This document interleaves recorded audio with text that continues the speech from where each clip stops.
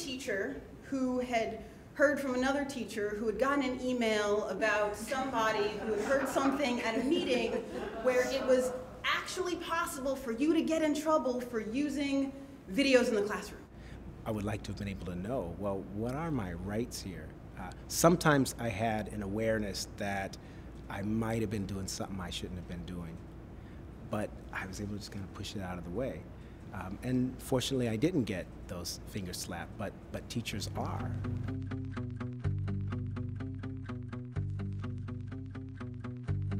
A teacher that uses his guidelines may have very good intentions, but in fact what they end up doing, whether they're aware of it or not, is they're relinquishing their opportunities under the law. The opportunities under fair use are flexible so that we can adapt the standard of fair use to meet changing needs, changing technologies, changing materials, changing circumstances. The so-called fair use guidelines on topics like photocopying and off-air taping are rigid, conservative, outmoded interpretations of the law, not the law itself. They no longer reflect the realities of the classroom, if they ever did. Today, they are strangling educational practice rather than enabling it.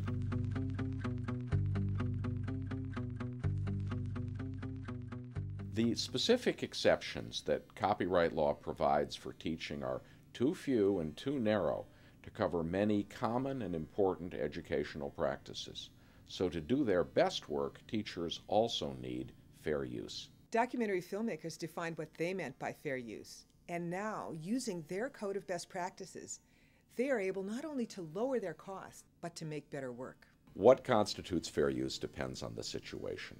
Broadcasters and journalists understand how the doctrine applies to them, and so do documentary filmmakers. Now the media literacy community is figuring it out too.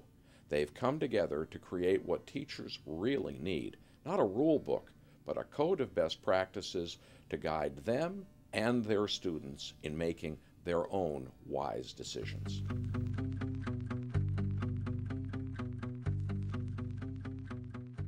Media literacy organizations banded together to explore what their members think is fair. They met over the course of a year in cities like Philadelphia, St. Louis, Chicago, Boston, Austin, Texas, San Francisco, Columbia, South Carolina, Ithaca, New York, and New York City, to create the Code of Best Practices in Fair Use for Media Literacy Education. Fair use allows you to use copyrighted material without permission or payment when the benefit to society outweighs the cost to the copyright owner. Fair use helps to prevent copyright from becoming a charter for private censorship. Fair use is flexible and dynamic.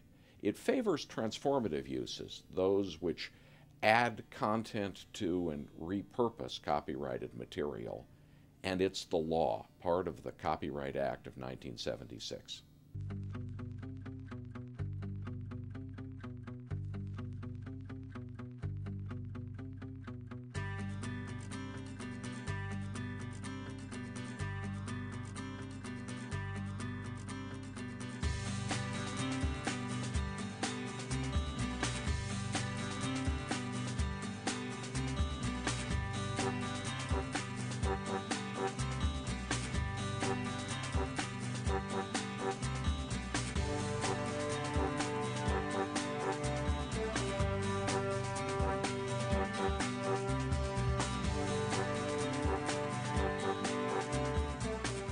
Teacher, as a student in a media class, as someone who had a teacher who was a student in a media class, if you know someone who looks like a teacher, doesn't matter, go to them, talk about fair use, talk about why it's so important, talk about what kinds of things can be used in the classroom, should be used in the classroom. If it's not a part of fair use, why isn't it a part of fair use? Educators need to be able to claim their right to use fair use, and we need to teach it to our students.